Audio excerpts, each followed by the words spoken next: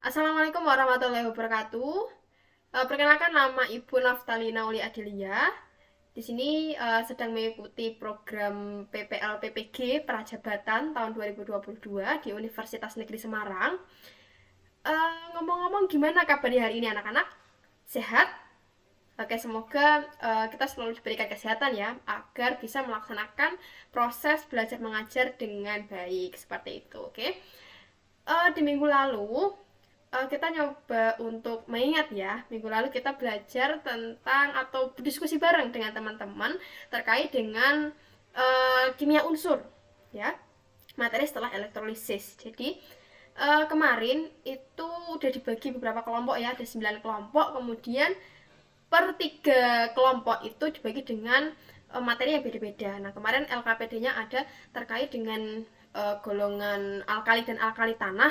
Kemudian yang kedua adalah golongan halogen dan gas mulia. Kemudian yang ketiga, kelompok 3 terakhir ya, itu terkait dengan periode 3 dan 4. Oke. Nah, di kesempatan kali ini, Ibu akan menjelaskan nanti satu persatu ya, tapi untuk khusus bagian ini, itu kita akan membedah jawaban terkait dengan LKPD kimia unsur materi alkali dan alkali tanah. Masih ingat kan ya, kemarin alkali itu golongan berapa? Betul, jadi alkali golongan 1A, kemudian kalau alkali tanah berapa? Betul, 2A ya. Oke, yuk kita bedah bareng-bareng bagaimana jawabannya. Nah, sebelumnya ini ada KD ya. KD itu kompetensi dasar yang harus kalian capai atau nanti yang kalian bisa untuk memahaminya itu ada 3.7 dan 4.7. 3.7 di sini adalah menganalisis kelimpahan sifat fisika dan kimia ataupun manfaat dan proses pembuatan, terutama adalah golongan utama. Jadi di sini fokusnya adalah golongan alkali dan alkali tanah dulu. Kemudian untuk indikator pencapaiannya di sini 3.1 terkait dengan mengidentifikasi nanti kelimpahan unsur alkali dan alkali tanah. Kemudian 3.7.2 menganalisis sifat fisik dan sifat kimianya. Kemudian 3.7.3 itu adalah menganalisis pembuatan dan kegunaan unsur alkali dan alkali tanah dalam kehidupan sehari-hari. Kemudian untuk bagian awal dulu nih, yuk mari kita mulai ya. Bagian orientasi. Jadi menurut kalian bahan apa yang menyebabkan roti dapat mengembang dengan sempurna? Nah di sini kalau kalian masih ingat bahan pembuat kue untuk mengembangkan itu kan sebenarnya apa? Soda kue gitu ya. Ini jawabannya soda kue. Kemudian tahukah kamu bahwa senyawa yang dibentuk dari unsur-unsur kimia sebenarnya itu telah banyak kita temui dalam kehidupan sehari-hari. Jadi bukan hanya roti ya, dalam mungkin pertanian ataupun dalam makanan gitu, bahan-bahan kimia pun sering kita jumpai. Kemudian di sini seperti ya contohnya adalah natrium bikarbonat. Jadi NaHCO3 itu nama kimianya itu adalah natrium bikarbonatnya, nama senyawanya maksudnya ya, yang mengandung unsur Na. Na itu natrium golongan alkali. Dimanfaatkan sebagai bahan pengembang roti. NaHCO3 dikenal dengan soda kue. Benar jawabannya? Oke, yuk lanjut ya. Nah, ini sambil mengingat-ingat materi kelas 10, yuk coba kita kelompokkan unsur-unsur ini itu berdasarkan tabel yang ada di bawah. Jadi sebenarnya ini tanpa melihat tabel periodik, tapi kalau semisal kelompok kalian itu ada yang mungkin lupa atau ingin melihat kembali, mereview kembali materi kelas 10 terkait dengan sistem periodik unsur, boleh kalian lihat.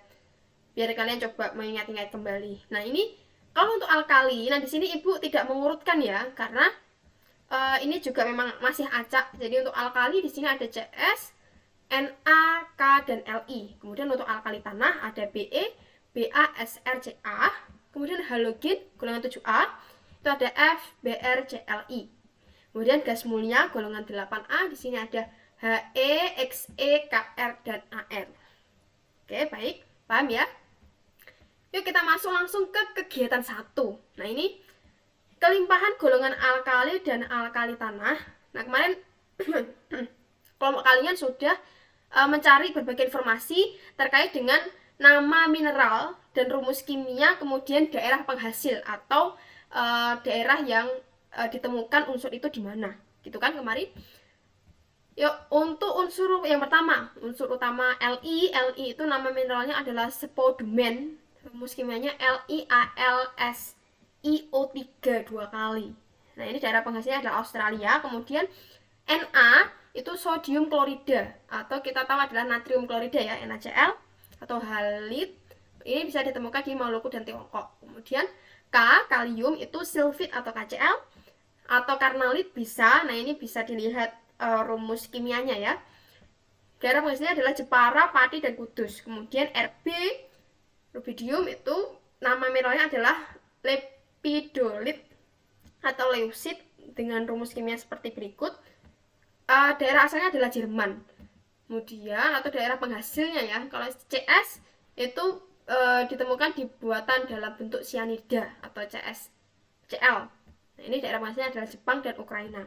Kemudian Fr itu sebenarnya di sini sulit ditemukan ya, karena golongan alkali itu biasanya yang dianalisis cuma dari Li sampai CS.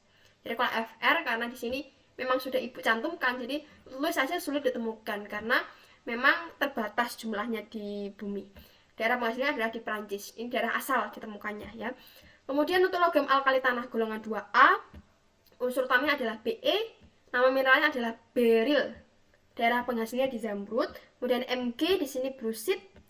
Daerah penghasilnya adalah Kalimantan Barat. Kemudian Ca itu yang mungkin kalian common ya atau udah umum mendengarkan tentang gips atau kalsit. Itu rumus kimia adalah kalsium karbonat atau CaCO3. Daerah penghasilnya adalah Kalimantan Timur. Kemudian Sr itu strontianit. Daerah penghasilnya Skotlandia. Kemudian Ba barit. Sini di kerak bumi atau air laut. Kemudian Ra lepidolit atau kerak bumi, seperti itu ya. Nah, itu merupakan nama unsur ya, nama mineral dan rumus kimia serta daerah penghasil. Nah, selanjutnya kita akan mencoba untuk berdiskusi ya tentang sifat fisik dan sifat kimia dari golongan alkali dan alkali tanah. Nah, ini sebenarnya udah kalian pernah pelajari di kelas 10 dulu terkait dengan tabel periode unsur ya, sifat kimia, sifat fisik masing-masing golongan. Pernah kalian pelajari? Masih ingat kah? Yuk, kita langsung aja ke pembahasan ini. Perhatikan data titik didih dan titik leleh. Tadi kan ada yang ibu kotai, ya kan? Nah, coba diskusikan dengan kelompok Anda, perbedaan apa yang diperoleh. Masih ingat kah? Jadi, gini, kalau misal kalian masih ingat. Jadi, ingat-ingat ya, kalau dalam satu golongan, ya, satu golongan berarti kan dari atas ke bawah, itu titik leleh akan semakin rendah, gitu. Tapi kalau dalam satu periode dari kiri ke kanan, dia akan bertambah tinggi titik didihnya atau titik lelehnya, gitu ya. Jadi di sini untuk alkali, karena di sini itu adalah ya ditanya karena golongan ya, golongan, jadi kedua-duanya alkali dan alkali tanah, semuanya dalam satu golongan titik didih maupun titik leleh akan semakin rendah atau semakin turun, seperti itu ya. Bisa dilihat dari tabel ini sih sebenarnya sih. Dari Be ke Mg kita lihat dari datanya itu sebenarnya dia mengalami kenaikan atau penurunan, gitu bisa ya. Kemudian lanjut ya, logam alkali akan cepat bereaksi dengan air sehingga akan menimbulkan percikan api.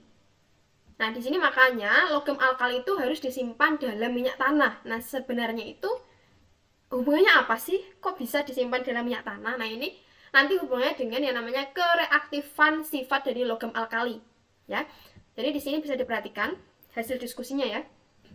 Jadi ada hubungannya dengan yang namanya energi ionisasi maupun kereaktifan. Jadi kalau kita ingat teorinya, jadi untuk energi ionisasi semakin rendah, itu kan kalau misalnya dilihat dari Li ke CS kan semakin rendah, maka nanti sifat kereaktifan akan semakin besar, gitu. Jadi kalau dalam satu golongan alkali ya, kereaktifan terbesar itu terletak pada unsur CS. Jadi ingat bahwa alkali itu sebenarnya sifat kimianya ya, karena reaktif berarti mudah bereaksi dengan senyawa lain. Misal contohnya di sini cepat bereaksi dengan H2O, halogen, oksigen. Oleh karena itu inilah mengapa alkali itu disimpan dalam minyak tanah. Jadi untuk menghindari adanya reaksi dengan senyawa lain, gitu. Jadi di sini ibu contohkan reaksinya ya. Kemudian lanjut, coba perhatikan uji nyala golongan alkali tanah berikut.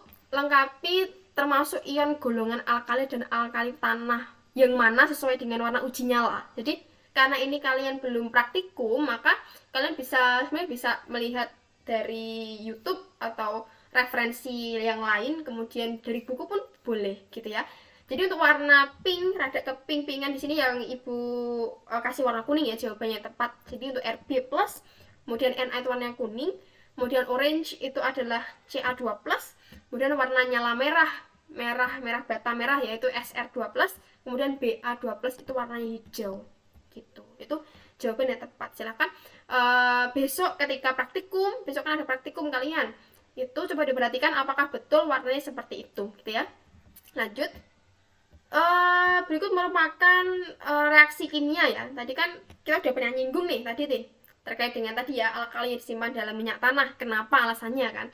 Nah di sini sekarang kita akan mencoba untuk menganalisis terkait dengan reaksi apa yang dihasilkan ketika yang pertama nih reaksi logam alkali dengan air.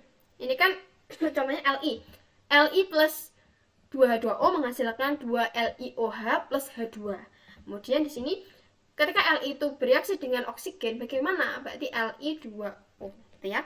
Nah, reaksi logam alkali dengan oksigen itu tadi sudah saya contohkan ya. Di sini bisa diperhatikan Rb dan Cs seperti ini reaksinya. Kemudian untuk reaksi unsur alkali dengan logam lain itu contohnya adalah di sini Li plus Cl2. Logam lain di sini yang dimaksud adalah logam halogen ya. Di sini Cl2, Cl ya. Akan menghasilkan LiCl. Kemudian untuk reaksi dengan hidrogen, maka Li plus H2 nanti akan menghasilkan LiH. Nanti koefisien depan adalah 2 gitu ya. Ini bisa diperhatikan lagi. Kemudian, nah ini reaksi alkali tanah. Ini gimana nih? Kalau reaksi alkali tanah dengan asam halida, Mg plus 2Cl akan menghasilkan MgCl2 plus H2.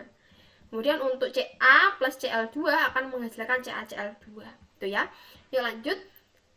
Di sini saya contohkan untuk dalam kehidupan sehari-hari ya. Jadi unsur alkali dan alkali tanah dalam kehidupan itu seperti apa. Jadi ini mungkin bahan-bahan yang udah pernah kalian pakai atau kalian udah pernah lihat ya. Yang pertama adalah korek api. Nah, sebenarnya itu kalau kalian baru tahu, korek api itu mengandung unsur K atau kalium. Nah, senyawanya adalah KClO3. Nah, fungsi atau fungsi dari atau kegunaan senyawa ini itu sebenarnya adalah untuk pemasok oksigen dalam proses pembakaran gitu. Kemudian untuk proma nih yang suka atau bukan suka sih ya, yang sering sakit emah. Nah, ini kan biasanya minum proma nih. Nah, ini obat ini itu mengandung unsur magnesium atau Mg yaitu MgOH 2 kali. Nah, ini yang dapat menetralkan atau menurunkan asam lambung gitu. Karena kalau asam lambung naik itu kan berarti kebanyakan asam di dalam. Nah, untuk menetralkan berarti kita netralkan dengan yang namanya senyawa basa. Basa kuat ya, MgOH 2 kali itu adalah golongan 2A yang termasuk Mg golongan 2A yang termasuk basa kuat gitu ya. Jadi tujuannya adalah untuk menetralkan lambung, asam lambung gitu ya. Lanjut. Bagaimana proses pembuatan dari unsur? Nah, ini pembuatan unsur rubidium. Nah, ini apakah sama dengan jawaban kalian? Jadi di sini rubidium itu menggunakan proses reduksi atau mereaksikan lelehan garamnya dengan natrium. Gini reaksinya ya, bisa diperhatikan. Kemudian untuk kalium, nah karena kemarin kalian udah pelajari terkait dengan elektrolisis, ya kan? Nah, di sini prosesnya adalah pembuatannya dengan elektrolisis larutan KCl dalam garam lelehannya. Di sini KCl plus K plus Cl min. Nah, nanti katode dengan anodenya seperti apa kalian bisa melihat reaksi ini. Oke. Kemudian selanjutnya adalah magnesium.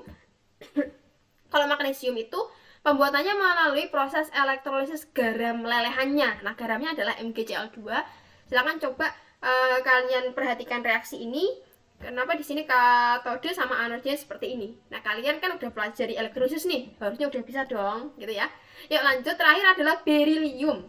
Jadi menggunakan metode reduksi. Reduksi itu berarti nanti reduksi itu kan proses pelepasan menerima oksigen gitu ya. Jadi kalau di sini hubungannya dengan BeF2 dan Mg menghasilkan MgF plus Be. Nah, ini juga BeCl2 ini bisa direaksikan elektrolisis menjadi Be2 plus 2Cl min. Seperti ini reaksinya. Oke. Apakah paham sampai sini terkait dengan pembedahan LKPD, alkali dan alkali tanah. Apabila masih bingung atau kurang jelas, silahkan besok ketika bertemu nanti kita bisa diskusikan bareng-bareng. Kemudian apabila mau lewat WA juga monggo, boleh lewat WhatsApp, silahkan PC chat saya bagian mana yang kurang jelas, nanti saya jelaskan lagi. Oke, mungkin itu saja yang dapat Ibu sampaikan untuk pertemuan kali ini. Terima kasih atas perhatiannya. Silakan direview kembali dan dibenarkan apa yang kurang seperti itu ya. Terima kasih, selamat melanjutkan pelajaran dan aktivitas hari ini. Assalamualaikum warahmatullahi wabarakatuh.